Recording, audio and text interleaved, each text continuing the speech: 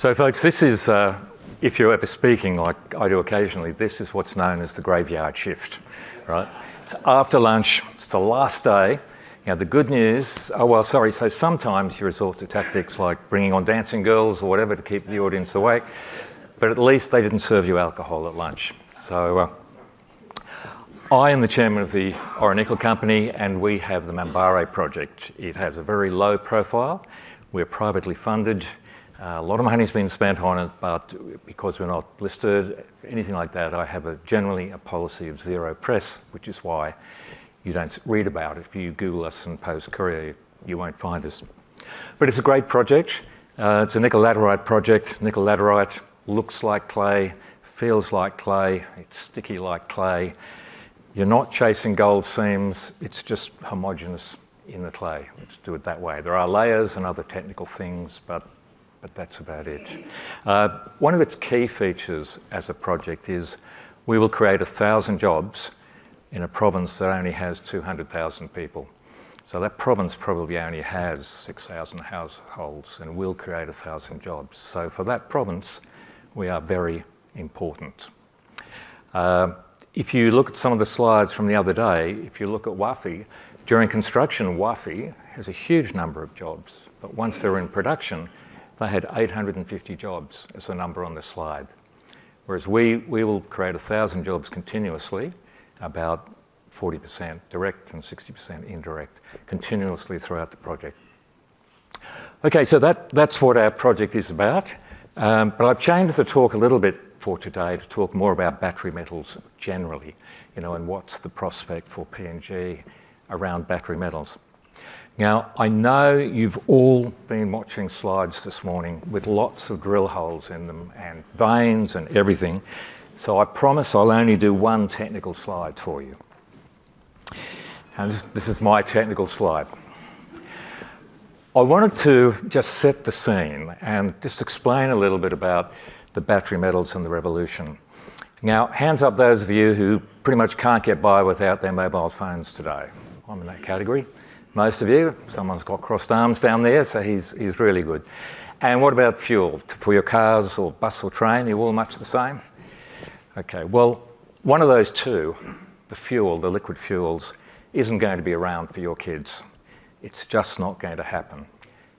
Anything that involves propelling motion at the consumer end is going to be driven by batteries, okay, or electric vehicles. Might be a bit of hydrogen in there, but it is going to be electric-based and battery-based.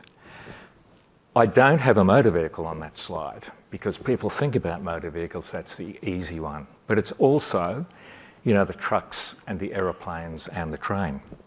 And for those of you who've got young kids and know about Thomas the Tank Engine, I could try and convince you that he's smiling there because he's no longer burning coal and got steam coming out the top of him. He's powered by a battery. But it's going to be that pervasive that everything you touch almost as a consumer will rely on batteries. Now, that will create huge demand for a handful of minerals. And I put these ones up on the screen. There are others. Let's start with copper. Now, PNG has fabulous quantities of copper and fabulous grades. And that's important because in the battery metals industry, it's not so much about the quantity, it's about the grade. And PNG copper grades are very high. So you've heard lots of copper producers speak already this week. And there are great projects coming along, huge projects, make ours look tiny. Lithium, I don't think there's much happening in PNG in lithium. I was speaking with the MRA about it, and there just doesn't seem to be much there. Probably a bit of geology, but probably people just haven't focused on it. Having said that, I think PNG is a difficult place to launch exploration these days because of the uncertainties of the process. Not only do you have to get your geology right and then your metallurgy right, the exploration phase now really includes your permitting to end production. And that's so uncertain in this country. There is good cobalt in Papua New Guinea, but it generally forms with nickel. So typically you'll find that your nickel and cobalt projects go together. It's usually very small percentages, the cobalt, fractions of 1%, but it's a high-priced commodity and it'll be there. Ramu would already export cobalt as part of it. And then you get to nickel. There are a lot of battery technologies you'll read about, and for the motor vehicles you'll see numbers like 228 or 118, or sometimes they reverse it around the other way, 811.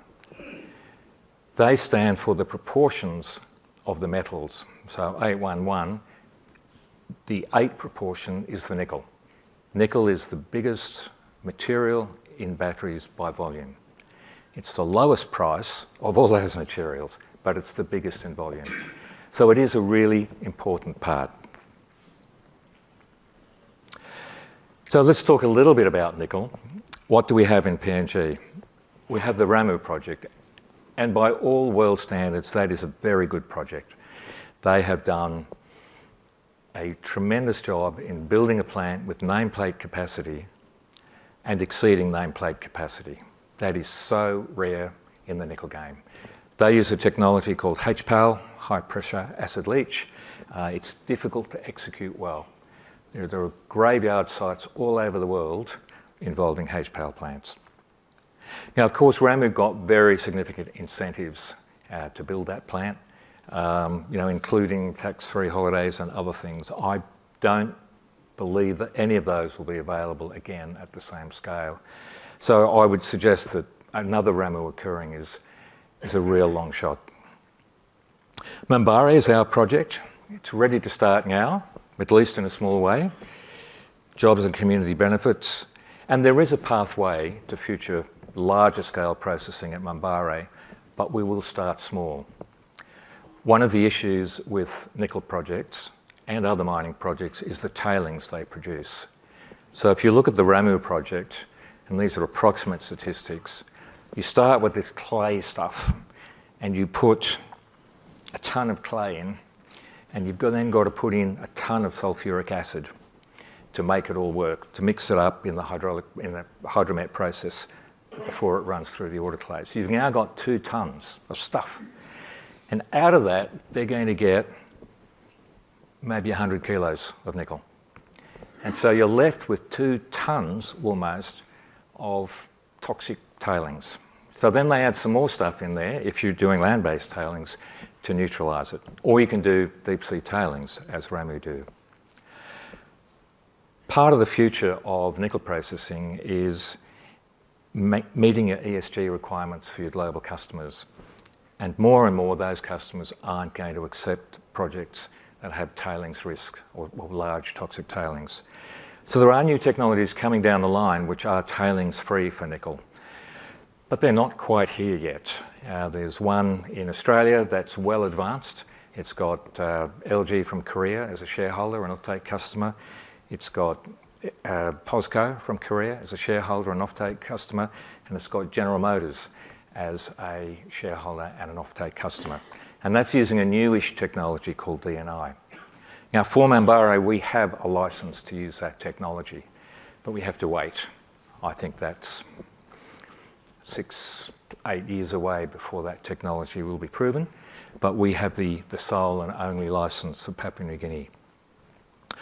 Wowo Gap is another project in Oro province. It's closer to the coast. It's some years away. The project is not nearly as well developed. They have sort of not much infrastructure there, so unlike us, they don't have the same access to the highway and ports and so on. And then we heard earlier this morning from LCL, who are getting some really interesting nickel sulfide grades, but it's very early days for them. They are, it's years away for them. So going back to that prior slide, I think Papua New Guinea will do really well from battery metals in copper. Lithium, possibly not. Nickel, if we can get some of these things happening, then that will make a difference and contribute, particularly for jobs. And I might just make a comment on the jobs and the community. In the area where we are, and we're north of Kokoda, we now social mapping. We interviewed every household and when they left school and when the kids left school and everything.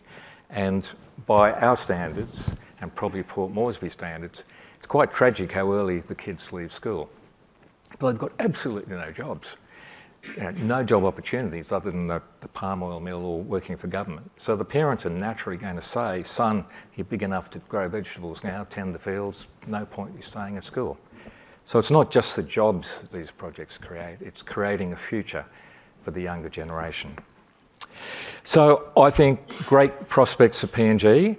You will be surprised in 10 years' time how much the fossil fuels have disappeared and how much of your day-to-day activity is funded by batteries and battery metals, and PNG can play a role. Thank you.